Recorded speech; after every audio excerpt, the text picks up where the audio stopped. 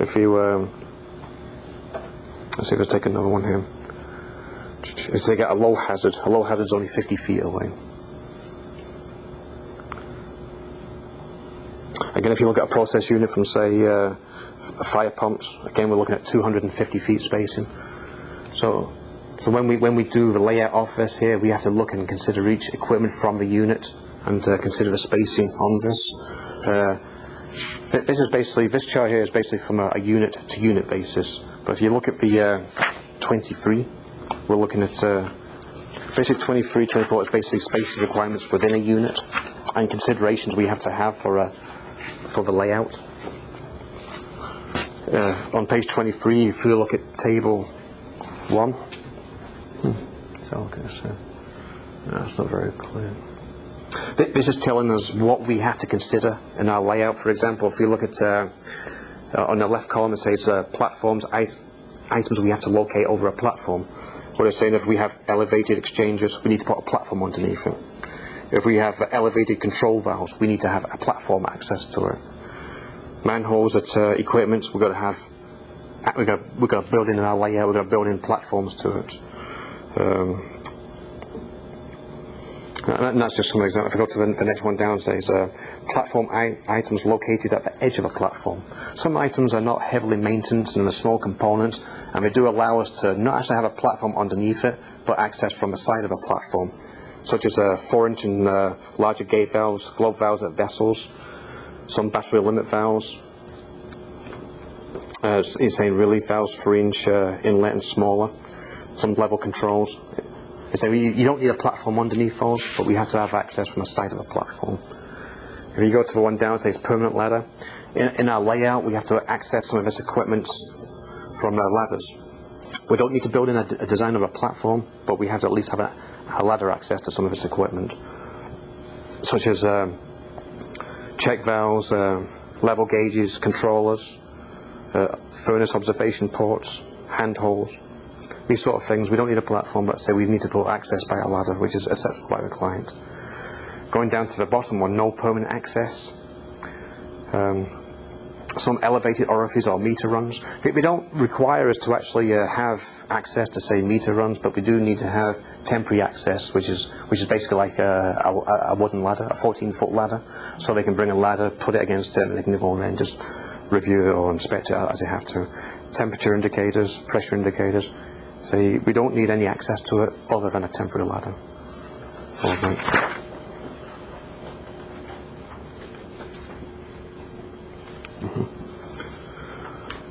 Some of our considerations for layouts shown on page 24. Roads, we've got to consider when we space out the equipment, space out the layouts of the units. We've got to consider the roads, whether it's a main road, whether it's a primary road or a non-primary road.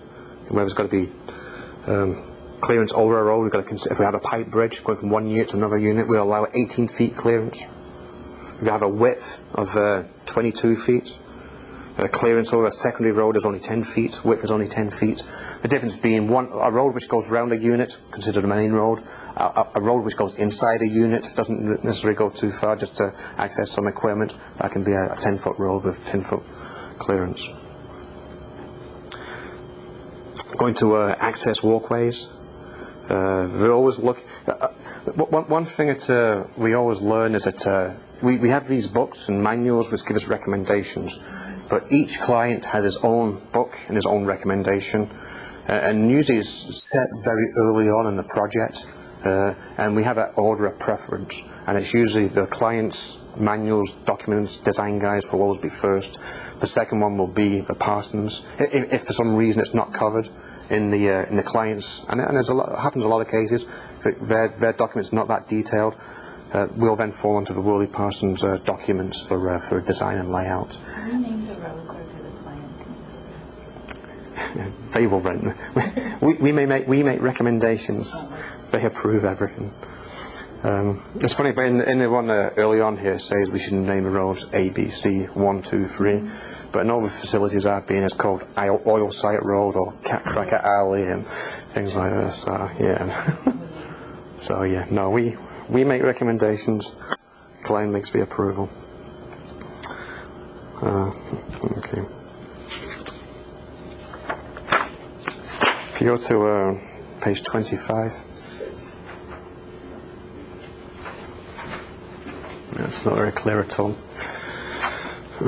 This is basic equipment spacing we have to consider inside a unit. For example, if you look at the top one, pumps, drums and stacks, if we go down to say a pipeway between a unit, you know, we have to keep 20 feet clearance. All the figures in here are in feet. If we have say a pump drum from a pipeway which is within a unit, we only have to maintain 5 feet of clearance. If we have say a cooling tower, if we have drums containing say flammables from a pipeway, we're only looking at 3 feet clearance, and that's what the chart here is showing you. But when we have two pieces of equipment, say one pump to another pump, or one drum to a pump or a pipeway, we have to go to this chart and we have to look at the spacing requirements. And a lot of times we have is when we first do the layout and design, it's very early on in the project, and we're working off PFDs, not P&IDs, and things do have a tendency to change. If we went to these minimum requirements, we would get into a lot of trouble. So a lot of times if it says 10 feet, we'd have to go to 11 feet or 12 feet, just in case that drum, instead of being 10 feet, all of a sudden became 12 feet. So we have to consider a contingency to make it work, but we don't want to over-design. Over-design kills projects. But we have these charts which we basically have to refer to when we go to our unit layout. The next chart on page 26 is very similar. It basically considers off-site equipment. For example, if you go down there, you can see there's fire stations, fire pumps. You know, from a process unit, which is in the far right-hand corner, it's looking at 200 feet spacing. So when we do the layout, we have to consider that distance from a process unit. If we got to say further down, say plant road's edge to a sphere. Sphere is a high pressure vessel. You know, we need a minimum requirement of 50 feet.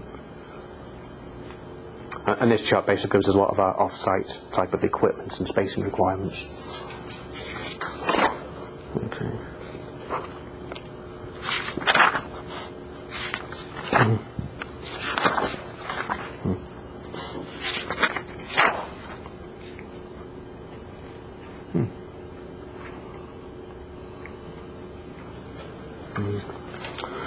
When we design our pipe racks, if we do, one thing we have to consider is that fire zones, safety zones, and a lot of times what we'll do is we'll actually fireproof a lot of our steel members. If we've got a lot of hydrocarbons in the area, we will have to fireproof the steel.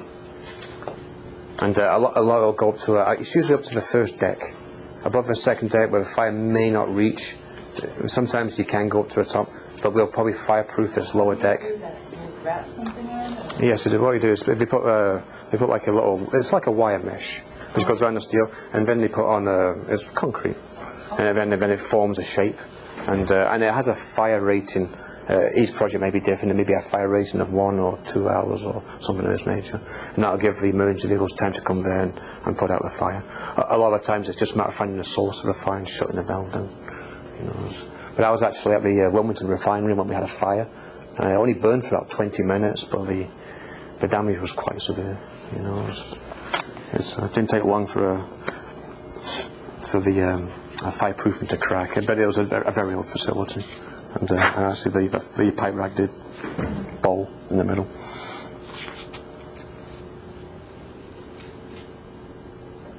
This is the only difference there. This is what was it called? This is just a different type of reinforced concrete, which we don't see, so this is more of the older type. We just have to tape a bore sort of around the beams. And I mean, this is more like reinforced concrete rather than steel beams with fireproofing around them.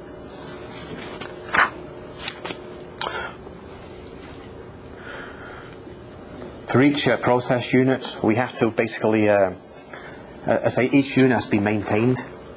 To do this, it basically has to be isolated from the rest of the plant. And basically we do this by battery limits. At the battery limits we will have all the piping, we will have a set of valves all the process lines, all the utility lines coming in there. We will have to maintain a platform area. We will have to have all the valves which are accessible.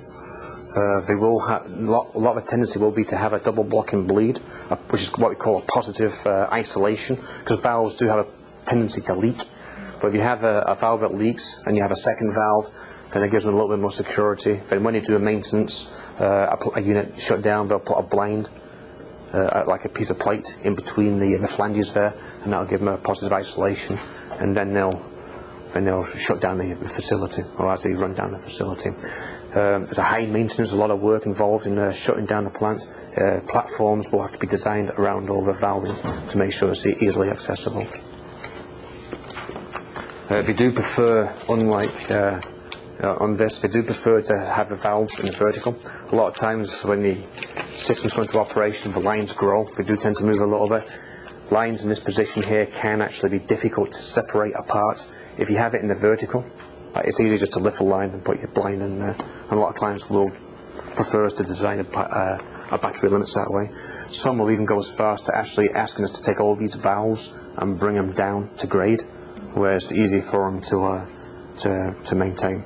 But units come down maybe every 3 or 4 years unless it's non-scheduled maintenance, so it's kind of a heavy cost to bring all this down just for a 3 or 4 year period. Okay.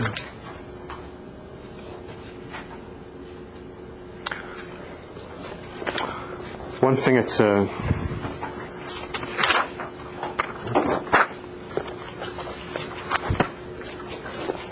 want to take a 5-minute break? Okay, 5-minute break.